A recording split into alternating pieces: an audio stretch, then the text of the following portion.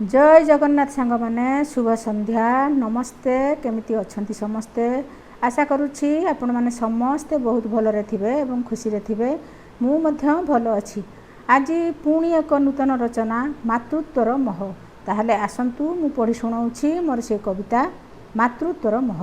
आज भी मने पड़े से अभूला अतीत लभिथिली जेबे मुहि प्रथम मातृत्व आनंदरे आत्महरा होइथिली मुहि शुणिबी बोली से डाक रहिथिली चाहि ता मुहरु माँ डाक जेबे मु शुणिली जीवनर सबु दुख भूली जाइथिली खिली खिली हस तार मुहरे मु देखी भाविली मो परी केही आउ नाही सुखी मार डाकरे सदा झरे जे अमृत एई कथा सत्यपरा अटोई निश्चित